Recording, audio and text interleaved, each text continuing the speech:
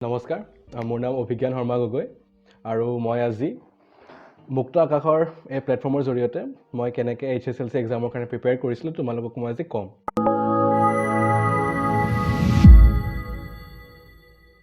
ফাৰ্ষ্টলি মোৰ নাম অভিজ্ঞান শৰ্মা গগৈ আৰু মই দেৰগাঁৱৰ ল'ৰা হয়।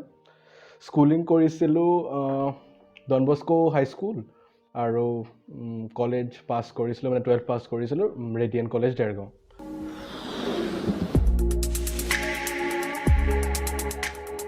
এতিয়া মোৰ নেক্সট কুৱেশ্যন হৈছে যে হোৱাট ইজ ষ্ট্ৰেটেজি। অ'কে, মোৰ মানে কথাটো অলপ I call it unique cause class 11ত মই মানে ভাল মাৰ্কছে পাইছিলোঁ, বাট আই ৱাজ নট মানে ইমান in to the subjects and all. পঢ়িছিলোঁ, ভালকৈ পঢ়িছিলোঁ, কেমেষ্ট্ৰি ভাল পাইছিলোঁ, ফিজিক্স ভাল পাইছিলোঁ, পঢ়িছিলোঁ, মেথছ ভাল পাইছিলোঁ, পঢ়িছিলোঁ। চ' ইট ৱাজ মানে অ'কে আৰু ফাইন, মানে মই কৰিছিলোঁ আৰু। But then in class 12 I had this realization কি লাইক মই কিবা এটা কৰিব লাগিব, মানে লাইক ৰেংক নহয় বাট ষ্টিল মানে ভাল মাৰ্কছ এটা পোৱাটো মানে মোৰ আশা আছিলে। চ' ক্লাছ 12ত টিচাৰ্ছে কিন্তু সদায় যি পঢ়াইছিলে ন, আই ৰেগুলাৰলি ৱেণ্ট থ্ৰু ইট। মানে কথাটো কি হয় ন, যে তোমাৰ টিচাৰে পঢ়ালে, চ' তুমি যদি সেইটো সদায় ৰিভাইজ নকৰা ন, ইট বিকামছ ভেৰি ডিফিকাল্ট কি তুমি লাষ্টত গৈ পেলাই চব পঢ়ি দিবা। So' regular revision is nice, সেইটো মানে works out for every one. মানে তোমাৰ সদায় বাৰ্ডেন কম হৈ থাকে। চ' লাইক তুমি ৰেগুলাৰ নোটছ বনালা, ৰেগুলাৰ নোটছ পঢ়িলা, মানে সদায় নহয়, মানে অবভিয়াছলি ফূৰ্তি ফাৰ্তা থাকিবই, কিন্তু তাৰ মাজে মাজে তুমি পঢ়ি থাকা মানে it's nice.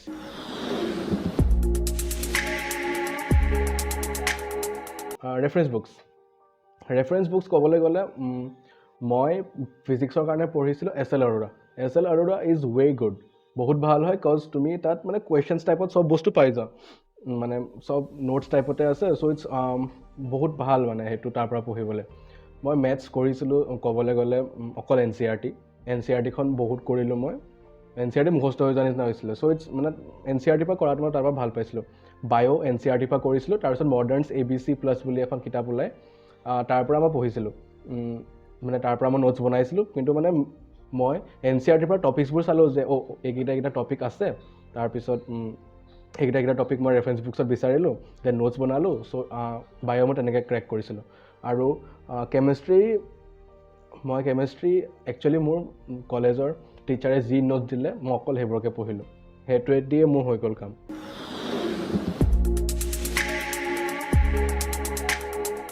Model question papers, য়েছ, মই মডেল কুৱেশ্যন পেপাৰ্ছ কৰিছিলোঁ।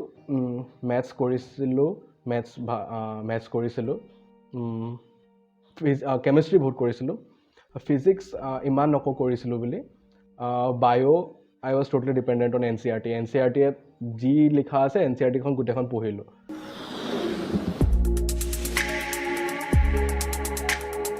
একচুৱেলি ক'বলৈ গ'লে মই বায়'ত বহুত বেয়া আছিলোঁ। চ' বায়' মই বহুতবাৰ পঢ়িছিলোঁ। এণ্ড অলছ' বাকী ছাবজেক্ট মেথছ সদায় প্ৰেক্টিছ কৰিছিলোঁৱে এণ্ড আগৰ পৰাই। আৰু ফিজিক্স ক'বলৈ গ'লে ইট ৱাজ পঢ়িছিলোঁ আৰু মানে NCERT বা হওক বা SL আৰোৰাই হওক, SL আৰোৰাৰ পৰা জাষ্ট কৰিছিলোঁ। মই ইমান মডেল কুৱেশ্যনৰ পৰা কৰা নাছিলোঁ, চ' সেইটো কৈ পেলাইতো লাভ নাই আৰু।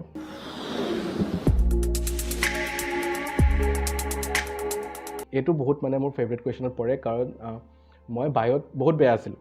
বায়'ত মোৰ ক্লাছ 11ত মাৰ্কছ আছিলে 56 অনলি, মোৰ ইমানে বেয়া আছিলোঁ। তাৰপিছত গম পালোঁ যে অ'কে, ইটছ মানে এইটো মই কিবা এটা কৰিবই লাগিব। চ' মোৰ ক্লাছত ছোৱালী এজনী আছিলে, তাই বায়'ত সাংঘাতিক ভাল আছিলে, বহুত ভাল হয়। তাই এতিয়া MBBS কৰি আছে। চ' তাইক মানে মই তাইৰ লগতে বহি থাকোঁ এনি টাইম, মানে এইটো কেনেকুৱা পঢ়িব লাগে, এইটো কেনেকুৱা মানে গম পাইছে ন, মানে লাইক হাউ টু মানে তাই যেনেকুৱা পঢ়িছিলে ন, আই ট্ৰাই টু ইমিটেট হাৰ, মানে অ'কে ফাইন, মানে যে তাই এনেকুৱা কৰিছে, চ' মানে ময়ো এইটো এনেকুৱা কৰি চাওঁ। চ' মানে it worked out pretty well for me, কাৰণ তাই যিবোৰ মানে টিপছ দিলে যে এনেকুৱা কৰিব লাগে, চ' মানে I totally followed them and it help me a lot.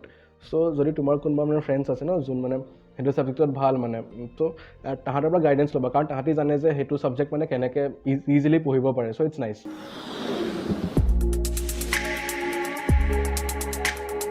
Pre board টেষ্টত মোৰ মাৰ্কছ ইমানো ভাল নাছিলে। আই থিংক মই 86 নে 85% পাইছিলোঁ। ক্লাছৰ ভিতৰত চাগে মই ছেকেণ্ড টপাৰ আছিলোঁ মেবি, পাহৰিছোঁ। চ' ইমানো ভাল নাছিলে মোৰ তেতিয়া। মেথছত বহুত বেয়া আছিলে, মোৰ মেথছ বহুত বেয়া হৈছিলে। মেথছত ইভেন মোৰ টিচাৰে কৈ গৈছিলে কি তই মেথছ বাদ দে আৰু তোৰ নহ'ব, তই বায়'ত ভালকৈ পঢ়, তেতিয়া তোৰ মেথছ 4 হৈ যাবগৈ। মানে মোৰ ইমানে বেয়া হৈছিলে মেথছ। কিন্তু মই মানে পিছত মোৰ মেথছে হায়েষ্ট হ'ল বাৰু। চ' মানে লাইক সেইটোৱে মানে কনফিডেঞ্চো থাকিব লাগিব যে মানে মই কৰিবগৈ পাৰিম।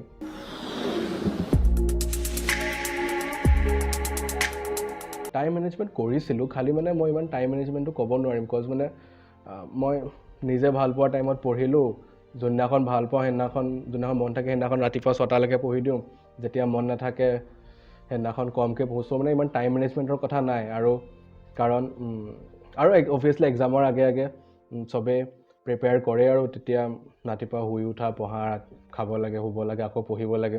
চ' সেইটোতো বাৰু বেছিক কথা আৰু সেইটো ইমান ক'বলগীয়াত মই নধৰোঁ মানে।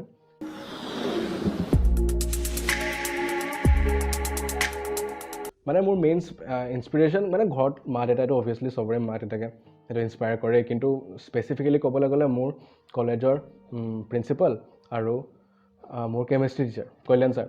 মানে তেওঁলোকে যোনটো মানে এক্সট্ৰা অৰ্ডিনেৰী মানে বিলিভ ৰাখিলে ন মোৰ ওপৰত, যে ডিছপাইট মানে মই কিমান মানে উৎপাত কৰিছিলোঁ কলেজত, মানে despite all of that, for giving all my mistakes, যোনটো মানে মোৰ ওপৰত বিশ্বাস ৰাখিলে। বিকজ তেনেকুৱা কৰাৰ পিছত মানে বহুত টিচাৰ্ছে মানে হোপ এৰি দিয়ে যে মানে এইটো ল'ৰাই কিনো কৰিব, বাট ষ্টিল মানে তেওঁলোকে এটা বেলেগ এটা বিলিভ ৰাখিলে মোৰ ওপৰত যে মানে এই ল'ৰাটোৱে কৰিব পাৰিব। আৰু সেইটোৱে মানে মোক ইনস্পায়াৰ কৰিলে যে নাই, মানে ইমান যোনে তোমাক বিলিভ কৰিছে, চ' মানে ইটছ টাইম মানে ইউ গিভ দেম বেক। চ' সেইকাৰণে মানে মই ট্ৰাই কৰিছিলোঁ।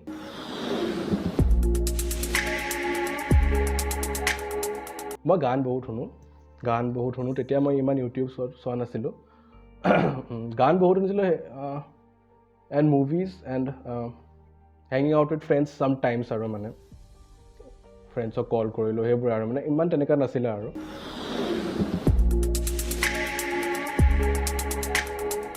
মই কেমেষ্ট্ৰিৰ সাংঘাতিক নোটছ বনাইছিলোঁ, সেইটো মই মানে ফুটনি মৰা বুলি নহয়, কিন্তু মানে কেমেষ্ট্ৰিৰ বহুতে ভাল নোটছ বনাইছিলোঁ। মানে ছাৰে যোনে পঢ়াইছিলে আৰু তেওঁৰ ওচৰত মানে যেতিয়া মই শিকিব গৈছিলোঁ। চ' মানে those notes were extraordinary. বায়'ৰ মই যোনখন ৰেফাৰেঞ্চ বুক আছিলে, সেই ৰেফাৰেঞ্চ বুকছত মানে মই এনেকুৱা হাইলাইট কৰি পেলাই যাওঁ। চ' সেইটোৱেদি মই পঢ়িছিলোঁ। ফিজিক্সৰ মইতো আৰু সেই কৈছিলোঁ কিতাপখনৰ পৰাই পঢ়া। চ' তেনেকুৱা আৰু ইংলিছৰ মোৰ এটা প্লাছ পইণ্ট কি আছিলে, মোৰ মা ইংলিছ টিচাৰ হয়। চ' মোৰ মায়ে সেইটোত মানে মোক বহুত হেল্প কৰিছিলে। মায়ে এইবোৰ like mom help me out a lot in English.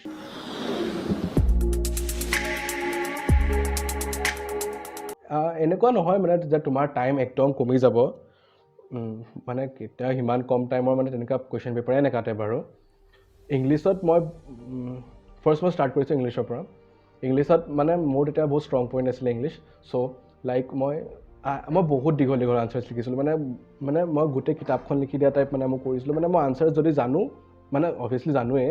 So' like যদি মই আনচাৰ্ছটো মানে কিবা এটা সুধিছে, লং আনচাৰ হওক, মই মানে আধা লেচনটোতো মই লিখিয়ে দিওঁ। চ' সেইটো মানে তুমি টাইম পাবা। চ' মানে তুমি যিমান পাৰা মানে য়েছ মানে মই লিখি দিছিলোঁ আৰু দেন কামছ মেথছত কি হৈছিলে মোৰ মানে মাই এক্সপিৰিয়েঞ্চ ৱাজ মানে কুৱাইট ফানি। বিকজ মানে চবতে অপশ্যনছ আহে ন, যে এইটো কৰা নহ'লে এইটো কৰা। মোৰ মেথছত এনেকুৱা আছিলে, মই ফাৰ্ষ্ট কুৱেশ্যনটো নোৱাৰোঁ। মই পগলা হৈ গৈছিলোঁ যে মানে কেনেকুৱা এনেকুৱা হ'ব পাৰে যে মই ফাৰ্ষ্ট কুৱেশ্যনটো নোৱাৰোঁ, ছেকেণ্ড কুৱেশ্যনটো মই পাৰোঁ। চ' মানে সেইটোৱে, কাৰণ মানে মোৰ কথাত কেনেকুৱা হৈ গ'ল ন, যে মই ফাৰ্ষ্ট কুৱেশ্যন ট্ৰাই কৰিলোঁ, ফাৰ্ষ্ট কুৱেশ্যনটো নোৱাৰিলোঁ, আকৌ ছেকেণ্ড কুৱেশ্যনলৈ আহিছোঁ। কিন্তু তেনেকুৱা কৰি পেলাইও মোৰ 97 মাৰ্কছ আহিছিলে।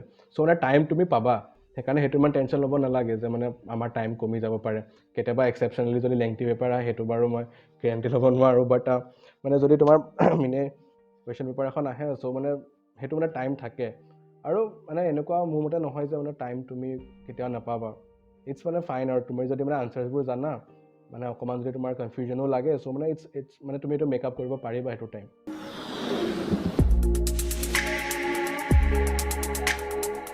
কম্পেৰিটিভ টু মেট্ৰিক এক্সাম, মই HSLCত 1 month আগত মই কম পঢ়িছিলোঁ। আই ডোণ্ট ন' ৱাই, বাট মানে মই কম্পেৰিটিভলি কম পঢ়িছিলোঁ।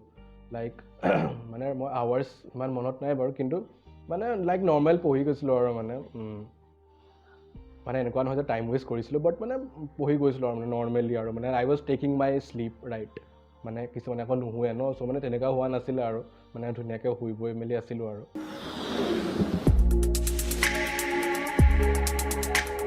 তাৰপিছত 1 day before exam খালি মই সেইটো নকওঁ যে মই মানে হেৰি কৰা নাছিলোঁ বুলি। 1 day before exam মই নুশুইছিলোঁ। মই 1 day before exam মনতে নাই মই শুৱা।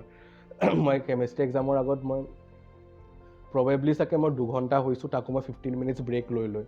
চ' মানে মই তেনেকুৱাই মানে মই এক্সাম দিলোঁগৈ, মই নুশুইছিলোঁ।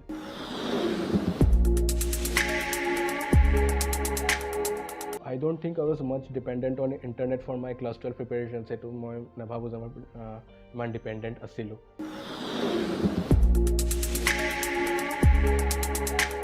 এতিয়ালৈকে মইতো BSc কেমেষ্ট্ৰি অনাৰ্ছ কৰি আছোঁ।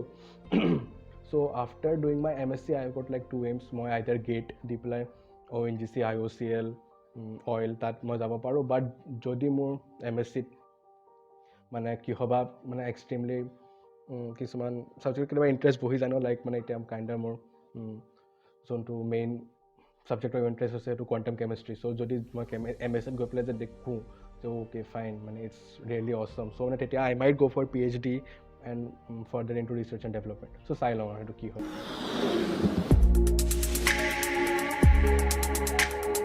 আৰু advice and suggestion to all aspiring candidates হৈছে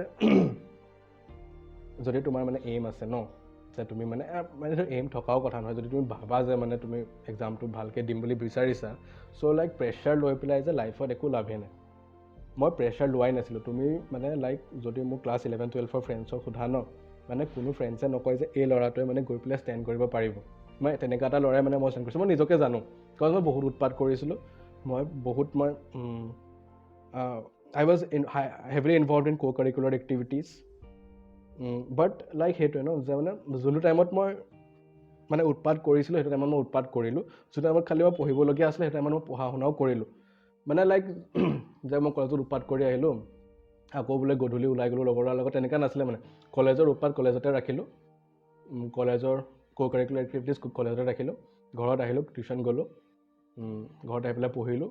চ' সেইটোৱে আৰু লাইক মষ্ট ইম্পৰ্টেণ্ট সেইটো বহুত টাফ হয়। It is almost an addiction and obsession, মানে মোবাইল ফোনটো কিন্তু মই ক্লাছ 12ত বহুত ৰেষ্ট্ৰিক্ট কৰিব পাৰিছিলোঁ, and that was a huge plus point. So' সেইটো যদি কৰিব পাৰা, ইটছ আ ৱে Assam. That comes the end of the interview. Hope it helped you, and thank you so much.